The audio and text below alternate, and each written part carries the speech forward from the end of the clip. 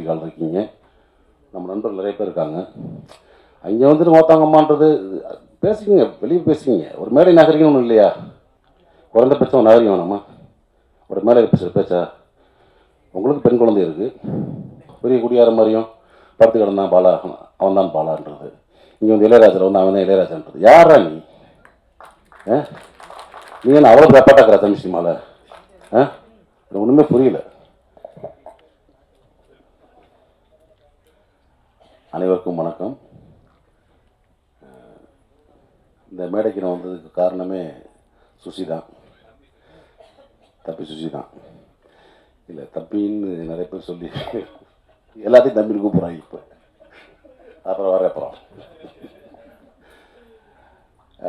ஏன்னா நான் வந்து உங்களுக்கு தெரியும், நடிகரானதே நான் மகானில் தான் ஃபஸ்ட்டு.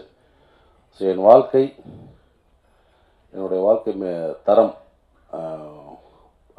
ஒரு நடிகனாக, ஒரு புகழ்பெற்ற ஒரு நடிகனாக வர்றதுக்கும், அதன் மூலமாக பொருளாதாரம் உயர்ந்து என்னுடைய கஷ்டங்கள் அனைத்தையும் தீர்த்தது வந்து என்னுடைய அன்பு தம்பி சுசி தான். ஆனால் அதுக்கு முன்னாடி தெரியும், சுசிக்கு தெரியும் நான் எவ்வளோ கஷ்டப்படுறேன் அப்படின்னு தெரியும். பொருளாதார ரீதியாகவும் சரி, அதே மாதிரி ஒர்க் விஷயமாக ரொம்ப ஸ்ட்ரகிளில் இருந்த காலகட்டம். டக்குன்னு ஒரே படத்தில் மாற்றி விட்டாங்க லைஃப்பை. நான் மகனில் தொடர்ந்து வாய்ப்பு கொடுத்து, அதாவது நான் மகனோட கைவிட்டுறாமல் அழகசாமி குதிரை, ராஜபாட்டை தொடர்ந்து அண்ணனுக்கு அடுத்தடுத்து வாய்ப்பு கொடுக்கணும். ஏன்னா ஒரு நடிகனை வந்து ஒரு படத்தை அறிமுகப்படுத்திட்டு அப்படி கைவிட்டுட்டா அடுத்தடுத்து மற்றவங்க கூப்பிட்ற கஷ்டமாயிடும். ஸோ ஏன்னா அது வந்து நீங்கள் பாலச்சந்திரன் சார்கிட்ட பார்க்கலாம். ஒரு நடிகை அறிமுகப்படுத்தா தொடர்ந்து வாய்ப்பு கொடுத்து மக்கள்கிட்ட வந்து அதை பேச ரெஜிஸ்ட் பண்ணிட்டே இருப்பார்.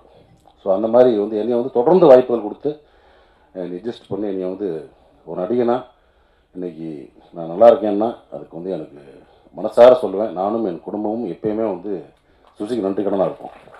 எப்போ கொப்பாலும் நான் வந்து சுசி அப்படின்னு ஏதாவது ஒரு ஃபோன் பண்ணி ஏதாவது ஒரு சின்ன கேரக்டர் ஒரு சும்மா வந்துட்டு போனால் கூட நான் போயிடுவேன். நான் அதுதான் முதல்ல எனக்கு ஃபஸ்ட் ப்ரிஃபரன்ஸ். ஏன்னா சுசியை வந்து நான் வந்து முதல் நாள் ஒரு அசினேட்டராக வந்து ஜாயின் பண்ணதுலேருந்து நான் பார்த்துக்கிட்டு இருக்கேன். பேரன்பு மிக்க ஒரு அன்பு தம்பி, மிக திறமையான ஒரு இயக்குனர். அது சொல்லுவாங்கள்ல, சுத்தமாக தொழில் தெரியும்னு, அந்த மாதிரி சுத்தமாக தொழில் தெரியும். ஒரு டைரக்ஷன்னா நச்சுன்னு அப்படியே, அதாவது கன்ஃபியூஸ் இல்லாமல் இருப்பாப்ல ஸ்பாட்டில், நீங்கள் பதறவே வேண்டாம். அதனால இந்த படம் அவ்வளோ ஃபாஸ்ட்டாக முடிஞ்சிருக்கு காரணமே அதுதான். அமுதேஷ் சொன்ன மாதிரி போனாங்க டக்கு முடிச்சு வந்துட்டாங்கன்றாங்களா, அது காரணம் வந்து தொழில் சுத்தமாக தெரியும். யாருக்கும் பயப்பட தேவையில்லை. நம்மளுக்கு தொழில் சுத்தமாக தெரிஞ்சு யாருக்கும் பயப்பட தேவையில்லை. கேமரா மாட்டிங்க வைப்பா தம்பி ஷாட்டு லென்ஸ் அதை பிடிச்சி அந்தளவுக்கு இதாக சொல்ல வரல, அந்தளவுக்கு க்ளீனாக இருக்கலாம். அதே மாதிரி என்ன வேணும், ஆர்டர் என்ன வேணும், காஸ்டியூம் என்ன வேணும், காஸ்டியூம் டிசைன் என்ன கலர் வேணும், எல்லாமே சுத்தமான ஒரு தொழில் தெரிஞ்ச வேலைக்காரன் தான் சுசீந்திரன். ஏன்னா இவ்வளோ நாட்கள் தொடர்ந்து வெள்ளை கபடிக்குள்ளேருந்து இவ்வளோ நாட்கள் பயணப்பட்டு வர்றதே ஒரு பெரிய விஷயம்.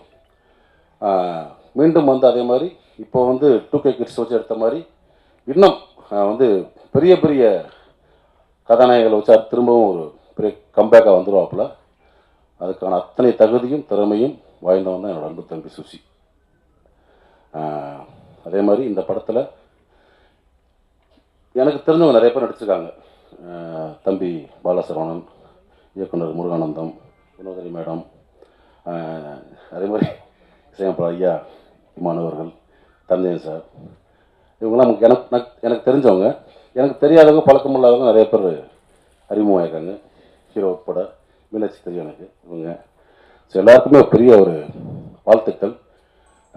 இந்த படம் வந்து அவங்களுக்கு வந்து ஒரு பெரிய ஒரு ஓப்பனிங் கொடுத்து தமிழ் சினிமாவில் மட்டும் இல்லை, தென்னிந்திய சினிமாவில் வந்து நிறைய படங்களில் நடிக்கணும், வேலை பார்க்கணும். அதுக்கு என்னுடைய வாழ்த்துக்கள்.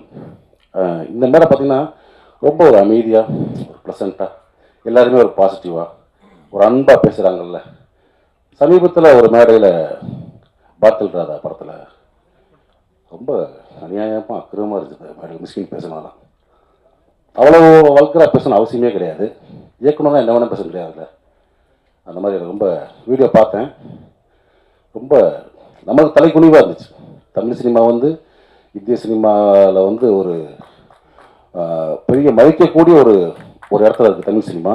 தமிழ் சினிமா இயக்குநர்கள் மட்டுமல்ல, தொழில்நுட்ப கலைஞர் அனைவரும் வந்து இந்திய சினிமா லெவலில் ஒரு பெரிய மதிக்கக்கூடிய இடத்துல இருக்காங்க. அதே மாதிரி இந்த மேடை இருக்குல்ல, ஒரு பிரசாத்தில் தேட்டர் மேடை, பல ஜாம்பவான்களை பார்த்த மேடை. தென்னிந்தியாவில் இருந்து மட்டும் இல்லை, இந்தியா முழுவதும் வந்து இந்த மேடையில் அமர்ந்து பேசிட்டு போயிருக்காங்க. எவ்வளோ functions, audio launch, trailer release, success meet, இந்த மாதிரி. ஸோ அந்த மாதிரி மேடையில் வந்து இவ்வளோ பத்திரிக்கையாளர்கள் நண்பர்கள் இருக்கீங்க. நீங்கள்லாம் பெண் பத்திரிக்கையாளர் இருக்கீங்க, நம்ம நண்பர்கள் நிறைய பேர் இருக்காங்க. அங்கே வந்துட்டு மோத்தாங்கம்மான்றது பேசுங்க, வெளியே பேசுங்க. ஒரு மேடை நாகரிகம் ஒன்றும் இல்லையா? என்ன வேணால் பேசுகிறதா? அவ்வளோ புக்கு படிச்சிருக்கீங்கன்றீங்க, அவ்வளோ படங்களை பார்த்துருக்கோம், உலக படங்களை பார்த்துருக்கேன்னு சொல்கிறீங்க, அவ்வளோ உலகம் போல புக்ஸை படிச்சிருக்கேன்றீங்க. அப்புறம் என்ன அறிவு இருக்கும் உங்களுக்கு? குறைந்தபட்சம் ஒரு நாகரிகம் வேணாமா? ஒரு மேலே பேசுகிற பேச்சா? உங்களுக்கு பெண் குழந்தை இருக்குது, எல்லாத்துக்கும் பெண்கள், எனக்கு பெண் குழந்தை இருக்குது, ஸோ எல்லாத்துக்கும் இருக்காங்க. ஸோ மேடை நாகரிகம்ன்றது ரொம்ப முக்கியம். இந்த மேடை எவ்வளோ நாகரிகமாக பார்த்தீங்களா? யாராவது தப்பான வார்த்தை அதெல்லாம் கிடையாது. தம்பின்னு கூப்பிடுறது வேறு. தம்பி நம்ம எல்லாத்தையும் கூப்பிடுறோம், வாடா தம்பி, உட்கார தம்பி, எந்திரா தம்பின்னு. அவன் நம்ம அண்ணன் நினைக்கணும், அது முக்கியம் ரொம்ப. அப்படி உங்களுக்கு யார் அண்ணன் நினச்சா எனக்கு தெரில. எல்லாத்தையும் சக்கட்டு முடிக்க வாடான்றாரு, போடான்றாரு, உட்காருன்றாரு. இதை நான் இன்னைக்கு பேச நினைக்கல, தொடர்ந்து பல மேடைகளை பார்த்துட்டு வரேன் நான் மிஸ்கின் பேச்சுக்களை. சமீபத்தில் அண்ணன் பாலானுக்கு வந்து 25th இது இயர் கொண்டாட்டம். அங்கே பார்த்தினா அவர் என்னமோ பெரிய குடியார மாதிரியும் படுத்து கிடந்தான் பாலா, அவன் தான் பாலான்றது. இங்கே வந்து இளையராஜர் வந்து அவன் தான் இளையராஜன்றது. யாரா நீ? நீ என்ன அவ்வளோ பாட்டாக்கிறா தமிழ் சினிமாவில்? ஒன்றுமே புரியல. ஒரு போலி அறிவாளி அப்படிதான் சொல்லணும். அதாவது அன்னைக்கு மேடையில் உட்காந்தவங்க மிக திறமையான அற்புதமான நம்ம மண் சார்ந்த கதைகளை மட்டும் எடுத்து படம் பண்ணுற இயக்குநர்கள், அமீரன் ஆகட்டும், வெற்றிமான் சார் ஆகட்டும், ரஞ்சி சார் ஆகட்டும், படங்கள் வியாபாரிகிட்ட வந்து பர்கர் வியாபாரி உட்காரச்ச மாதிரி உலக சினிமாவில் வந்து காப்பி அடித்து படம் பண்ணி ஜெயிச்ச ஒரு போலி அறிவாளி மிஸ்கின். எதுக்கு இந்த மாதிரி ரொம்ப அநாகரிகமாக ஒரு மேடையில் வந்து ஒரு ஆணவப்பெல்லாம் சொல்லி பேசி ரொம்ப மனசு கஷ்டமாக இருந்துச்சு. ஏன்னா தமிழ் சினிமா இயக்குநர்களை நான் வந்து பெரிதும் மதிக்கக்கூடிய ஒரு கலைஞன். நான் எப்பயுமே ஒரு ஷூட்டிங் ஸ்பாட்டுக்கு போனாலும் சரி, இயக்குனர் என்ன சொல்கிறதோ அதை நான் வந்து அப்படியே கேட்டு நடிப்பேன். ஒரு பிளாங்க் பேப்பர் மாதிரி போவேன், ஒரு களிமண் மாதிரி போவேன். என்னை எப்படி வேணால் வடிக்கலாம், எப்படி வேணால் எழுதலாம், எதையுமே நான் பண்ண மாட்டேன். என்ன எங்களோட ஒப்பனை உங்களுக்கு தெரியும்.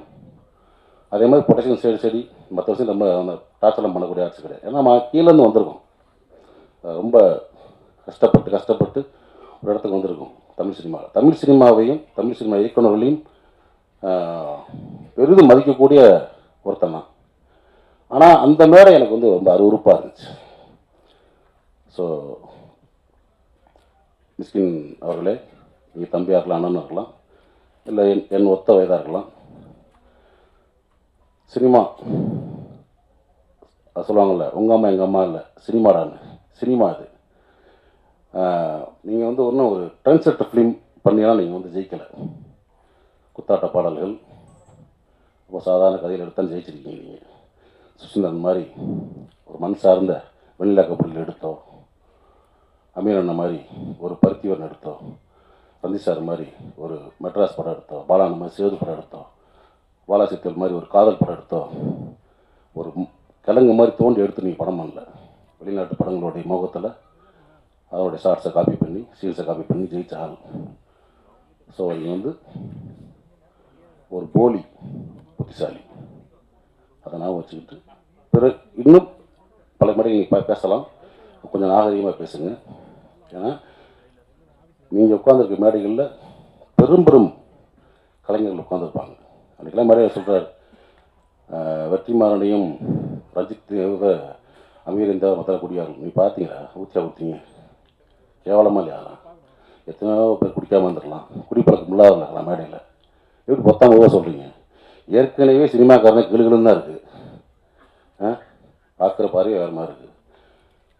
இந்த மாதிரி நம்மளே தாழ்த்தி நம்மளே வெளியே அசிங்கப்படுவான்னு நினைக்கிறேன். இது வந்து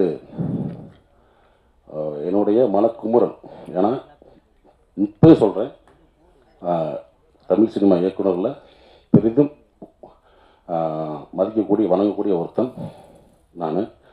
ஸோ அந்த மாதிரி இப்போ இருக்க ஒரு இயக்குநர்கள் இந்த மாதிரி சும்மா போகிற போக்கில் மொத்தமாக அது இதுன்னு பேசுகிறது வந்து அனுமதிக்கக்கூடாதுன்னு நினைக்கிறேன். ஸோ அதை நான் வந்து இங்கே பதிவு பண்ண நினச்சேன். அதுக்கு வந்து என்னுடைய கண்டனங்களை கண்டிப்பாக தெரிவிச்சுக்கிறேன். ஓகே. அதே மாதிரி இந்த மேடையில் இன்னொரு எனக்கு ரொம்ப சந்தோஷமான விஷயம் என்ன பார்த்தீங்கன்னா, என்னுடைய நண்பன் பிரபாகரன் இந்த இது அந்த டாலோட அன்போட டா பிரபுவும் நானும் வந்து ஒன்றா அஸ்டன் கேமரா பண்ணோம். எனக்கு முன்னாடி சீனியர் ஆர்டிஸ்ட் அவன் தான். ஏன்னா வந்து பூலான் கட்டு இப்போ பார்த்துருப்பீங்க, பூலா அனுவாசம், சாரி அஜித் சார் படம். அதில் வந்து சார் டைரக்டரு, அதில் வந்து ஜோதியா கண்ணன் அடிச்சிருப்பான். நான் அப்பயே சொன்னேன், டே ரூட்டை மாற்றி போயிரு, கரெக்டாக ரூட்டு போட்டு ஒரு கிடச்சிருக்கு. நான் தமிழ் சினிமாவில் கேமராமேன் ஆகிட்டு தான் அவன் பண்ணான். ஆனால் வாழ்க்கை அவனையும் நடிகன் ஆகிடுச்சு. இந்த படத்தில் ஒரு முக்கியமான சென்ட்ரு புகராக நடிச்சிருக்கிறது எனக்கு ரொம்ப சந்தோஷம். நிறைய பேருக்கு தெரியாது, நான் வந்து கோபின்னு ஒருத்த ஊர்லேருந்து வந்திருக்கான், ஊர்லேருந்து அறநாயிலேருந்து.